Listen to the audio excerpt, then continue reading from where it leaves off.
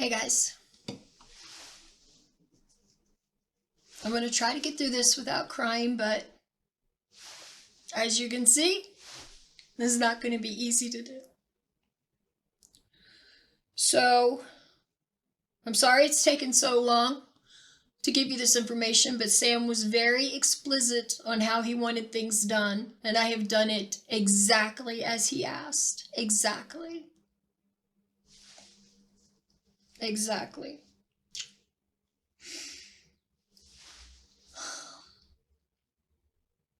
Some of you may not know, so I'm gonna give you the long story. In September, we had gotten Bob's Big Boys, and Sam got sick, really sick. He started puking up stomach acid, and I didn't get sick, but then again, we ordered two totally different things.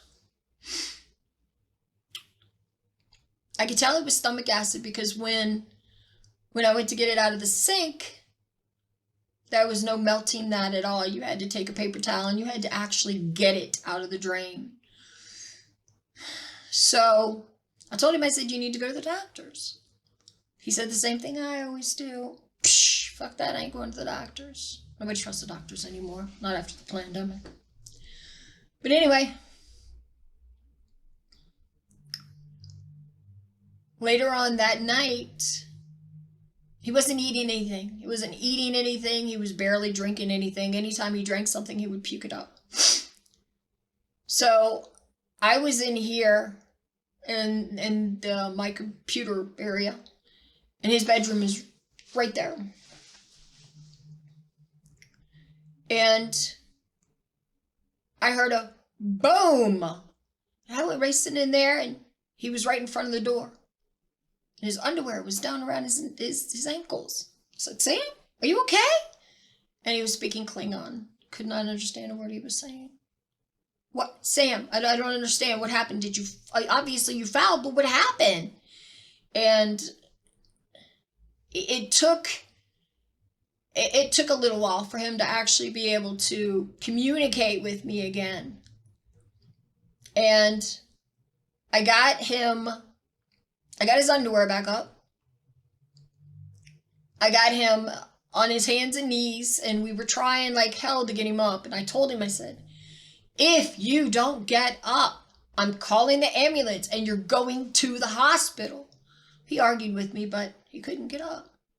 His right foot kept going like this, but it would not go like this so he could stand up.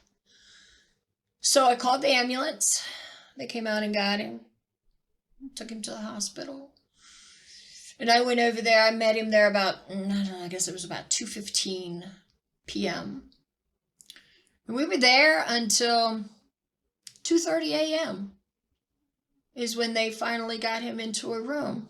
But the first thing they did is they came in when I wasn't there, and they said, so do you have diabetes? And he said, not that I know of. And they said, let us rephrase that. You have diabetes, and you have had for a long time. And he was like, oh, okay. His ACL was in the suicidal stage. It was really, really high, like 11, 13, something like that, which meant that he had it for a long, long time. And then I got back there, and he was thirsty. They wouldn't give him anything to drink. And I said, is there any way you can give him some ice chips or something? And they said, no, we can't give him anything. Okay. And he said, while he was in there, because I was in the waiting room waiting for him for a while before they got me back there. But he said they were x-raying. First they x-rayed his chest, then they x-rayed his stomach, then they x-rayed further down. So they were obviously finding something they didn't like. And so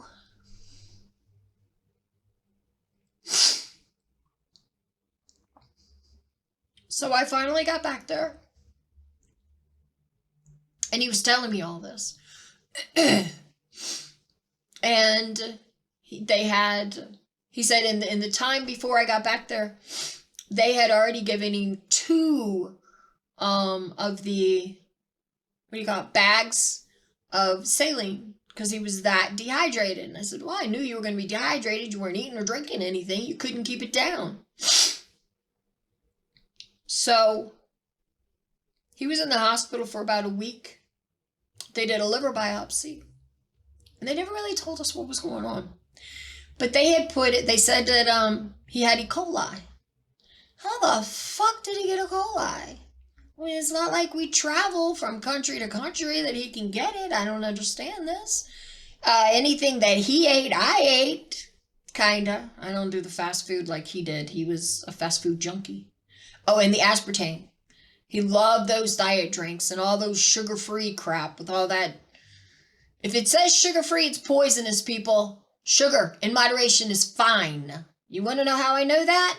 Because when he was doing his diabetes tests, keep in mind, I have sugar. I have salt.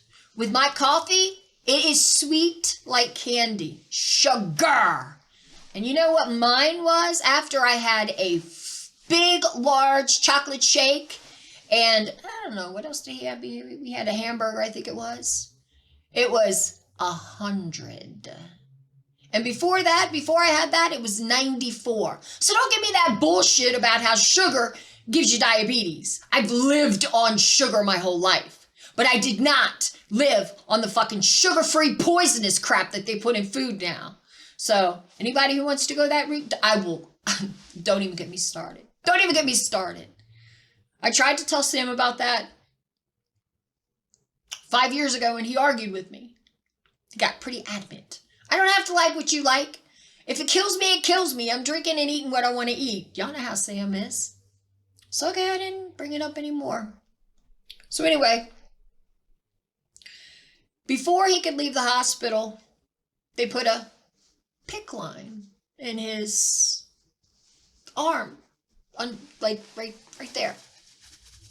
And it had a little, tube that went in here through his heart so that it would, the medicine would go straight into the arteries to try to get rid of the E. coli. And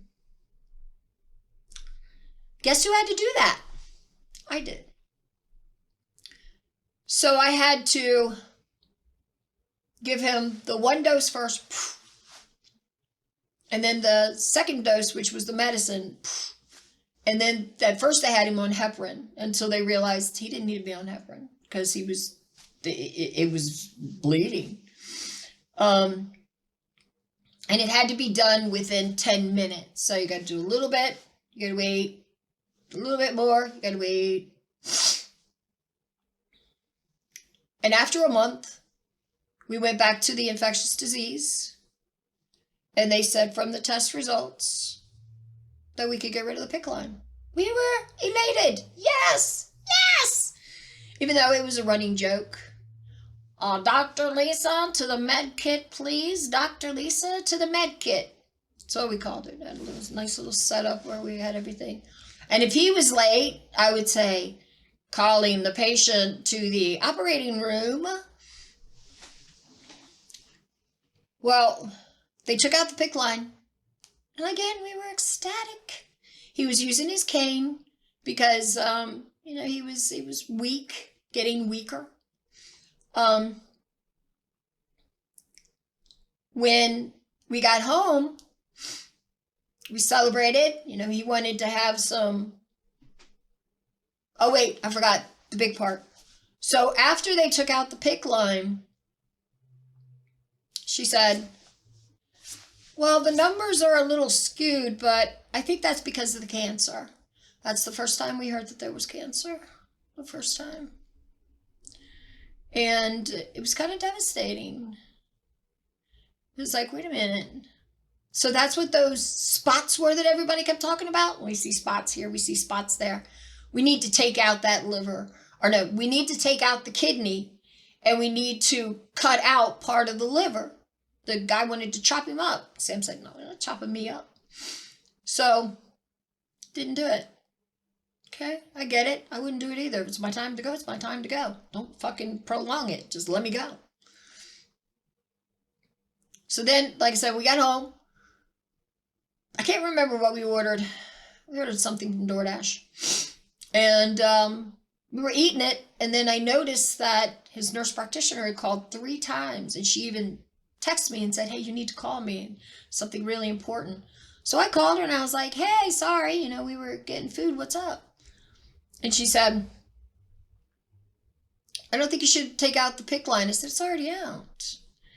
And she said, well, it might be time to call in hospice.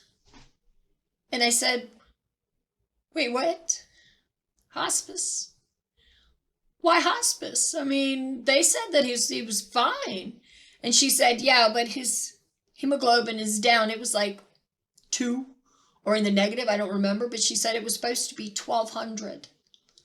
And I'm thinking, is that because you guys kept coming out here and taking his blood twice a week and he wasn't building it back up again because of the cancer? But I didn't say anything. I didn't want to start no shit. And I told Sam what they said, and he said, bullshit. They only mention hospice when they think that you're not going to make it past 6 months. And I said, Sam, they mentioned hospice. And he was like, oh, okay. So then that got the ball started to have hospice come out. Patriot Hospice. Then he's doing his diabetes stuff. And everybody's saying, why? Why are you worried about it? I mean, you already filled out a DNR. So why are you actually worried about the diabetes and doing the insulin? Just live while you can live. And he was like, yeah, fuck it. Why am I even gonna worry about that? I had a few good reasons why he should worry about that, but okay. But, if he wants to live, I get it. He's dying, so why not? Eat what you want to eat, drink what you want to drink, live. We spent almost, I swear, what was it? I figured it out the other day. It's like $800 in DoorDash delivering food for the month before he died. Because it was stuff that he wanted. And I wanted him to enjoy his last few days eating what he wanted to eat. We were going to get married. Now, we've lived as husband and wife, without the icky stuff, for 8 years. Okay? We had joint account.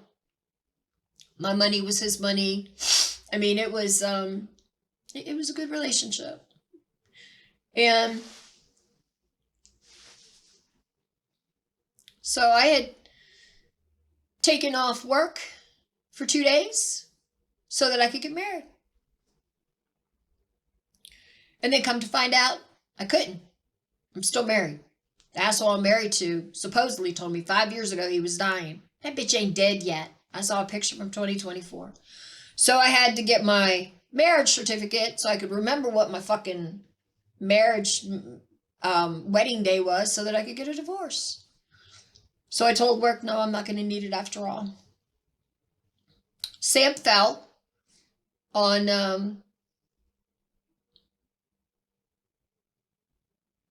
the 7th, I believe it was. He was getting weaker. It was the one where you see the video where he's sitting on the bed and he's talking about the food that we had that was really good, and he said, don't eat it with lemonade because that's not good. It was that night. I heard him screaming, and I went in there. I was like, oh my God, what happened? And he said, I don't know. But he was so weak he couldn't get up, and I couldn't get him up, so I had to call 911 assist, and the firemen came out, and they helped him up into bed. He had to go to the bathroom at first, but he didn't have to go anymore. So they got him back in bed, and then his nurse came out the next day, and he said, well, we should go ahead and get one of the potty chairs right beside the bed. So, okay. So he called and ordered it, and it was supposed to be out that day. Well, it wasn't out that day. And he refused to use the urinal thing. He said it didn't work. So he was going to the bathroom. He had his cane. I told him, I said, I'm walking in front of you if you want to hold on to me. And he gruffly said, go on, I got it. I said, okay, fine. So I walked into the living room, and the next thing I heard was bam, boom. And I went back into the bathroom. I was like, what happened? He didn't have the strength to catch himself, so he fell. Boom, right on his head. Right on the bathroom floor. Now there were rugs in there, so there was a little bit of protection. So I called. By this time, I'm really starting to get worried because that fall, he said he hit his head really hard, but it wasn't hard enough to bleed. You know what that means. It could have been bleeding on the inside. Anything could have happened on the inside. You have to excuse me, I've been crying all day. This is the day that I picked up his ashes, so it's like he died all over again. And it's hard. So anyway,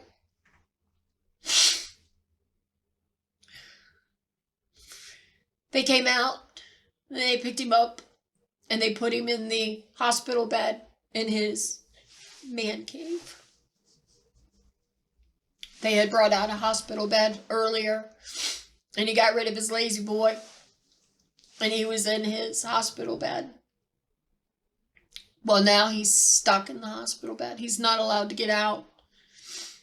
I moved my bed into the living room so that in case he needed something, I was there. So then I had to call my manager and tell her, can you see if you can get those days off again? Because instead of getting married, I'm going to be watching him die. So she made sure that it was approved, that I had the 2 days off for personal. And the nurse came out again. He said no more out of the bed for him. No more. And then he gave him a catheter, and Sam said his last words, yowza. He had said he didn't want one, but there was no way I could change him because he was still going. He couldn't get out of bed. He refused to use the urinal, so he had to use the catheter. So they upped the medication. I was giving him morphine every 4 hours, every 3 to 4 hours. And then he was getting the medication that stops the extra fluids in his mouth. And then he was getting the lorazepam every 6 hours. And it's like almost like a Valium. It would relax him. It would make him feel calmer. And then they were coming out every day. And they had already told me, when they start coming out every day, it's really close. So the one night I called them out because I heard him in his lungs. I heard like a rattle, and I said, what is that? Keep in mind, the cancer had already spread through his body. There was no way he was going to survive at all. At all. And there were some of you that kept telling him, fight, fight. There was no fighting. There was none. I begged him to use different things. He wouldn't do it. He wouldn't do it.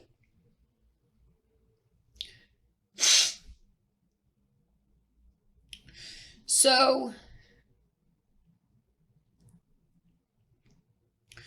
when they came out on Sunday, they came out that morning, and she said, go ahead and give him the morphine every 2 hours. And I want you to chop up the lorazepam and give that to him every 2 hours. And give him the, whatever the other medication was, once every 4 hours.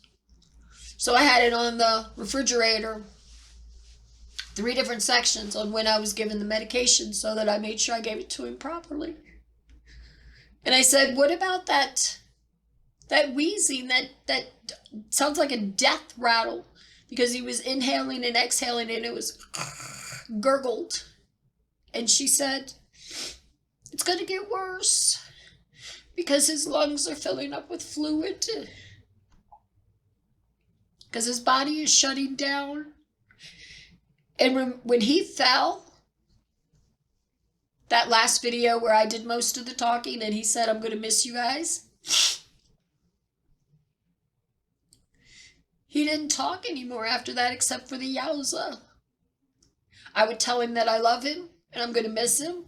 And he would go, oh, like a high-pitched me too type of thing. I will say, the month before he was gone, he got everything that he wanted. He kept saying, you damn right I'm going to marry you. But it never happened.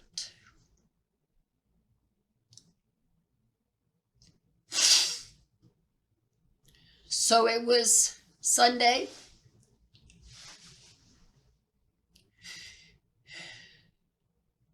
I tell you, the hardest thing in the world, and I hope none of you have to do this, is wishing that somebody would stay, but praying to God to let them die, to get them out of their misery. Because I don't care what anybody said. He had that death rattle going on. And you know when you can't breathe. You know when you can't breathe. But I had the storm turned on for him.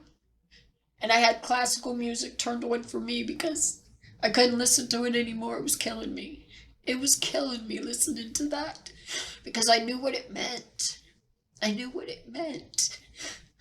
That he was actually dying. He wasn't going to be around much longer.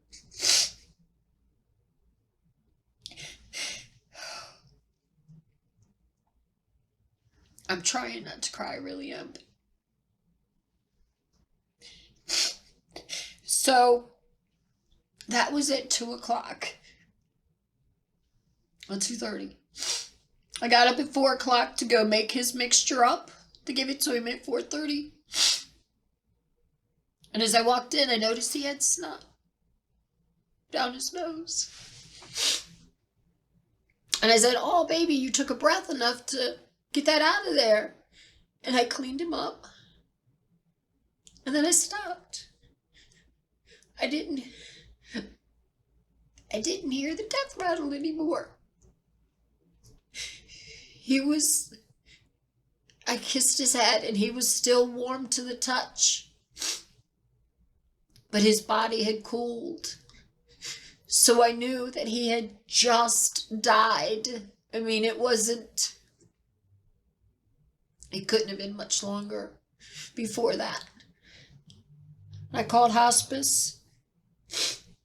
And they came out and checked. And they destroyed the medication that he had.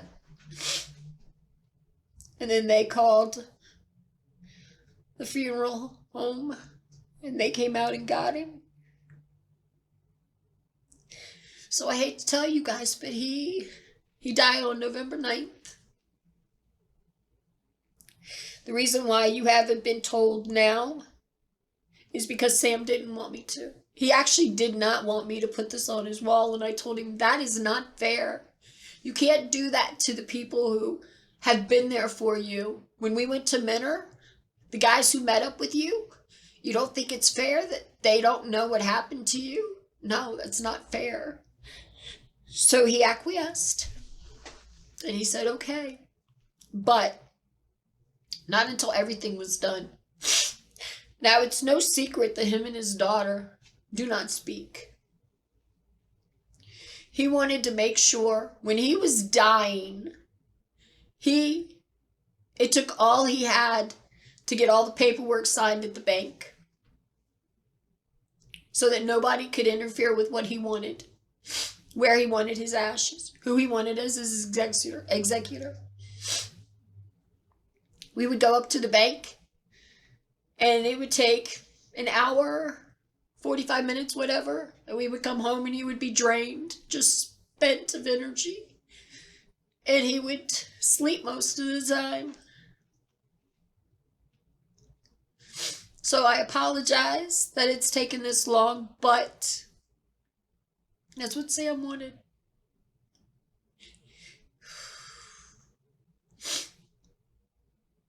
I got his ashes back today. And I got him next to my heart, too.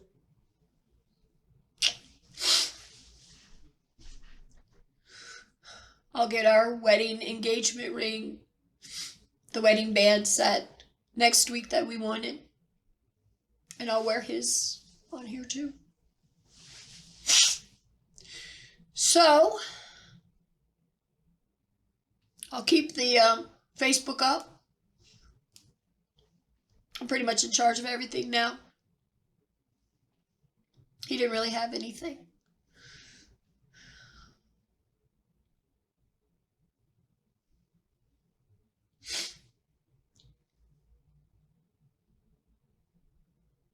I'm sorry, guys. I wish I had better news. I really do. My friends have known about this. My work has known about this. You guys are the only ones that haven't. So, long story short,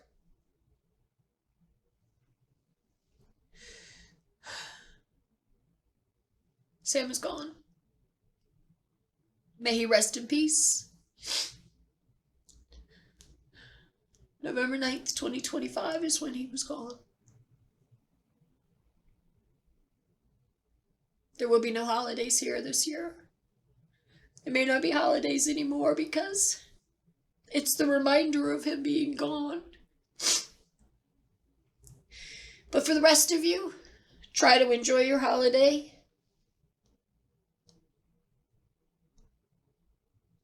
Be safe and good luck.